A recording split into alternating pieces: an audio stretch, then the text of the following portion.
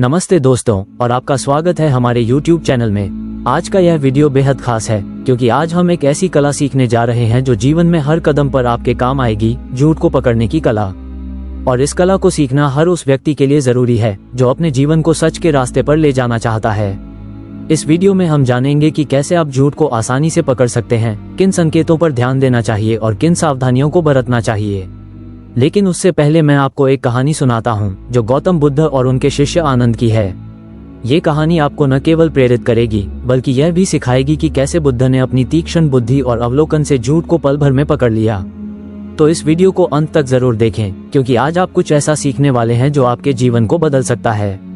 चलिए शुरू करते हैं। एक दिन आनंद अपने गुरु गौतम बुद्ध के पास आए। उनके चेहरे पर एक अजीब सी बेचैनी थी, मानो वे कुछ छिपा रहे हों। बुद्ध ने उनकी ओर देखा और शांत स्वर में पूछा, आनंद, क्या बात है? तुम्हारा मन आज कुछ उदास क्यों लग रहा है? आनंद ने हंसते हुए जवाब दिया, प्रभु, कुछ नहीं, बस ध्यान की साधना में व्यस्त था। सब ठीक है। लेकिन उनकी आंखें कुछ और कह रही थीं। बुद्ध ने गौर किया कि आनंद की मुस्कान बनावटी थी और उनकी आवाज में एक हल्का सा कंपन था। बुद्ध ने मुस्कुराते हुए कहा, आनंद, तुम मेरे शिष्य हो, तुम्हें मुझसे कुछ छिपाने की आवश्यकता नहीं। बोलो, क्या बात है?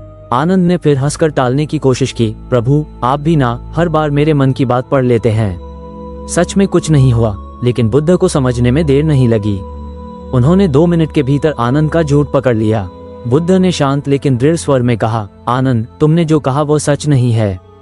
तुमने कल रात एक गुप्त बैठक की थी जिसमें तुमने कुछ साधकों के साथ मिलकर एक योजना बनाई और वह योजना तुम मुझसे छिपा रहे हो।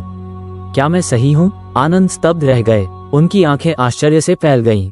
उन्होंने हिम्मत जुटाकर कहा, प्रभु, मैंने तो बड़े आत्मविश्वास के साथ झूठ बोला था। आपने इतनी आसानी से कैसे पकड़ लिया? कृपया मुझे ये कला सिखाए। बुद्ध ने हंसते हुए कहा, मेरे शिष्य, झूठ पकड़ना कोई जादू नहीं बल्कि एक कला है जो अवलोकन, धैर्य और बुद्धि से आती है। आज मैं तुम्हें ये सिखाऊंगा कि कैसे तुम झूठ को पकड़ सकते हो और हकीकत को जान सकते हो। लेकिन पहले मैं तुम्हें एक और कहानी सुनाता हूँ जो तुम्हें इस कला का महत्व समझाएगी। एक छोटा सा गाँव था, हरा भरा, शांत और ईमानदार लोगों से भरा हुआ।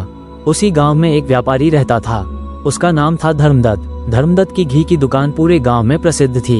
लोग कहते थे कि उसके यहाँ का घी सबसे शुद्ध होता है, गाय के ताजे दूध से बना, सुगंधित और स्वादिष्ट। धर्मदत्त की दुकान पर हमेशा भीड़ लगी रहती थी। दूर दूर से लोग उसके यहाँ घी खरीदने आते थे। उसका कारोबार खूब फल फूल रहा था। उसके पास धन, नाम और मान सम्मान सब कुछ था। लेकिन मनुष्य का मन बड़ा चंचल होता है। धन मिलने के बाद भी लोभ का नशा उतरा नहीं। समय बीतता गया। धीरे धीरे धर्मदत्त के मन में लोभ जाग उठा। उसे लगने लगा कि यदि वह घी में थोड़ा सस्ता तेल मिलाए तो उसे अधिक मुनाफा होगा। उसकी दुकान तो वैसे भी प्रसिद्ध थी, कोई शक नहीं करेगा। पहली बार उसने बहुत डरते डरते ये काम किया। उसे उम्मीद नहीं थी कि लोग इस बात को समझ पाएंगे। लेकिन आश्चर्य, उस दिन भी उसका सारा घी बिक गया। न किसी ने घी की गंध पर शक किया, न रंग पर। ये देखकर उसका विश्वास बढ़ गया। अब वो हर रोज घी में तेल मिलाने लगा। लागत घटी, मुनाफा बढ़ा। उसका वही खाता सोने जैसा चमक उठा। उसने नया मकान बनवाया, दुकान और भी बड़ी कर ली, गांव के मंदिर में दान देना शुरू कर दिया ताकि लोग उसे धर्मात्मा समझें। लेकिन एक बात उसने नहीं समझी, सच्चाई कितनी भी छुपाई जाए एक दिन सामने आ ही जाती है। गांव के कुछ बुजुर्गों ने धीरे धीरे घी की गंध और स्वाद में फर्क महसूस किया। बच्चों को घी खाने के बाद पेट दर्द होने लगा। कुछ गृहिणियां बोली, पहले जैसा स्वाद नहीं रहा। लेकिन कोई साहस कर उसकी शिकायत करने नहीं गया क्योंकि धर्मदत्त अब बड़ा आदमी बन गया था। पर गांव में एक साधु आया। वो दूर दूर तक यात्राएं करता था। जहां भी जाता वहां के मंदिर में रुकता और लोगों के मन की बातें सुनता।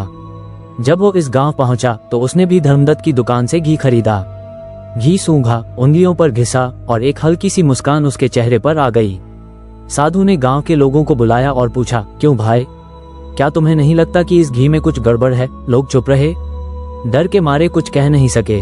साधु मुस्कुराया और बोला, ठीक है, कल सुबह गांव के मंदिर में सब इकट्ठे हो जाना, वहां इसका सच सामने लाऊंगा। अगले दिन सुबह पूरा गांव मंदिर में इकट्ठा हुआ। साधु ने धर्मदत्त को भी बुलाया। सबकी आंखें उस पर टिकी थीं। साधु ने एक कटोरी में घी लिया, उसमें थोड़ी रुई डाली और दीपक बनाया। जब घी के दीपक को जलाया गया तो उसमें से काला धुआं निकला और बदबू भी आए। सब लोग हैरान रह गए। देखो देखो, साधु बोला, शुद्ध घी कभी इस तरह नहीं जलता, इसमें जरूर मिलावट है। धर्मदत्त का चेहरा पीला पड़ गया। गांव के मुखिया ने कठोर स्वर में पूछा, सच सच बता, तूने क्या मिलाया है? धर्मदत्त ने बहुत कोशिश की झूठ बोलने की भी, लेकिन साधु की तीखी नजरों और गांव वालों की आंखों से बच नहीं सका। आखिर उसे कबूल करना पड़ा, मैंने घी में सस्ता तेल मिलाया है। गांव में सन्नाटा छा गया। जिन लोगों ने सालों से उस पर भरोसा किया था, वे शर्मिंदा महसूस करने लगे। धर्मदत्त रो पड़ा। उसने कहा, मैंने लालच में आकर यह पाप किया, मुझे क्षमा करो। साधु ने शांत स्वर में कहा, देखो भाई, धन कमाना बुरा नहीं है, पर बेईमानी से कमाया गया धन कभी सुख नहीं देता। तूने जो भी दान मंदिर को दिया वह व्यर्थ गया, क्योंकि उसका मूल पाप से भरा था। धर्मदत्त ने सबके सामने वचन दिया, आज से मैं कभी मिलावट नहीं करूंगा। गांव वालों ने भी उसे एक मौका देने का निश्चय किया, लेकिन साथ ही ठान लिया कि अब वे हर वस्तु सावधानी से खरीदेंगे। आनंद, बुद्ध ने कहा, इस कहानी से तुम्हें क्या सीख मिली? सबसे बड़ी सीख ये है कि मनुष्य चाहे कितना भी चालाक हो, सच्चाई को छिपा नहीं सकता। झूठ का पर्दा एक दिन हट ही जाता है। दूसरा, व्यापार में ईमानदारी सबसे बड़ा धन है। जिसने इस सत्य को पकड़ लिया वही सच्चा व्यापारी बनता है। इस कहानी का तीसरा पहलू भी है, लोगों की आंखें। यदि एक भी व्यक्ति सजग हो जाए तो वह पूरे गांव की आंखें खोल सकता है, जैसा कि उस साधु ने किया। इसका अर्थ है कि जब समाज की आंखें बंद हो जाती हैं तो बेईमान लोग पनपते हैं, पर जब जागरूकता आ जाती है तो बेईमानी का अंत हो जाता है। और आनंद, इस साधु ने सिर्फ व्यापारी को नहीं सुधारा, बल्कि पूरे गांव को सिखाया कि आंखें बंद करने से सच्चाई नहीं छुपती। यदि गांव वाले शुरू में ही सच को पहचान लेते तो घी की मिलावट से बच्चों को कष्ट न होता। इसलिए जीवन के हर पथ पर रहते हुए तुम्हें भी सजग रहना होगा। आनंद ने सिर झुकाकर कहा, प्रभु, मैं समझ गया। मैं जीवन में सच्चाई को ही सबसे बड़ा धर्म मानूंगा। चाहे कितना भी लालच सामने क्यों न हो, मैं कभी अन्याय और धोखा नहीं करूंगा। तब बुद्ध ने कहा, आनंद, मैं अब कुछ ऐसे नियम बताने जा रहा हूँ जिनकी मदद से किसी भी व्यक्ति के झूठ को बहुत आसानी से पहचाना जा सकता है। लेकिन इस कला में धैर्य, सूझबूझ और निष्पक्षता जरूरी है। नियम 1, शारीरिक हाव भाव पर ध्यान दें। जब कोई व्यक्ति झूठ बोलता है तो सबसे पहले उसके शरीर की भाषा बदलती है। चाहे उसकी जुबान कुछ भी कह रही हो, लेकिन उसके हाव भाव सच्चाई को उजागर कर देते हैं। उदाहरण के लिए, अगर कोई आपसे बात कर रहा है और बार बार अपनी आंखें इधर उधर घुमा रहा है, तो ये शक का संकेत हो सकता है। सामान्यतः जो व्यक्ति सच बोलता है वह सामने वाले की आंखों में निडरता से देखता है, लेकिन जो झूठ बोल रहा होता है वह सामने नजरें मिलाने से बचता है या बार बार नीचे देखता है। कई बार लोग अपने मुंह या नाक को बार बार छूते हैं। ये संकेत है कि वे तनाव में हैं। नियम 2, आवाज के उतार चढ़ाव को समझें। दूसरा महत्वपूर्ण नियम है व्यक्ति की आवाज पर ध्यान देना। जब भी कोई इंसान झूठ बोलता है तो उसकी आवाज में हल्का सा फर्क आ जाता है। उदाहरण के लिए, अगर कोई व्यक्ति सामान्य बातचीत में धीमी आवाज में बात करता है, लेकिन किसी खास प्रश्न पर अचानक उसकी आवाज तेज या कर्कश हो जाए, तो ये संकेत हो सकता है कि वो उस सवाल से असहज है। इसी तरह यदि उसकी आवाज में अचानक रुकावट आने लगे, जैसे हम, तो ये भी झूठ बोलने का लक्षण हो सकता है। नियम 3, कहानी में विरोधाभास खोजें। जब कोई व्यक्ति झूठ बोलता है तो उसकी बातों में विरोधाभास होना स्वाभाविक है। सच केवल एक होता है, इसलिए जो व्यक्ति सच्चाई बोलता है उसकी कहानी हमेशा एक जैसी होती है। लेकिन जो झूठ बोलता है उसे अपनी बातों को बार बार बनाना पड़ता है और इस चक्कर में कहीं न कहीं वो गड़बड़ कर बैठता है। उदाहरण के लिए, मान लीजिए कोई कहता है कि मैं कल पूरे दिन घर पर था, लेकिन थोड़ी देर बाद कहता है कि मैं दोस्त से मिलने बाजार गया था। यह विरोधाभास है।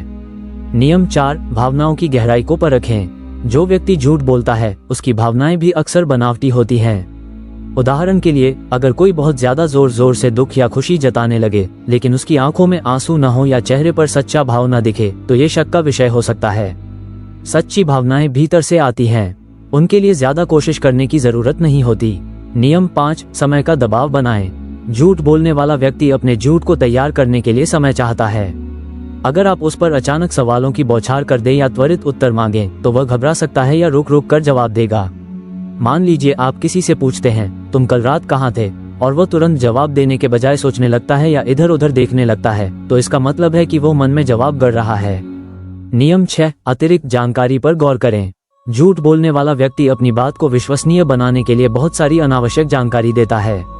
वो छोटी छोटी बातें बताने लगता है जो असल सवाल से जुड़ी नहीं होती। उदाहरण के लिए, अगर आप किसी से पूछें तुम कल कहाँ थे, और वह जरूरत से ज्यादा बातें बताने लगे, तो समझ जाइए कि बात संदिग्ध हो सकती है। नियम 7, अपनी प्रवृत्ति पर भरोसा करें। हमारे अंदर एक स्वाभाविक गट फीलिंग होती है। जब कोई झूठ बोलता है तो मन में हल्की सी आवाज आती है कि कुछ ठीक नहीं है। इस संकेत को कभी नजरअंदाज न करें। अगर आप इन 7 नियमों को अपनाते रहेंगे तो जल्द ही सच और झूठ में फर्क करना सीख जाएंगे। वीडियो पसंद आए तो लाइक करें, चैनल सब्सक्राइब करें और दोस्तों के साथ जरूर शेयर करें। हमारे YouTube चैनल के साथ जुड़े रहने के लिए आपका बहुत बहुत धन्यवाद।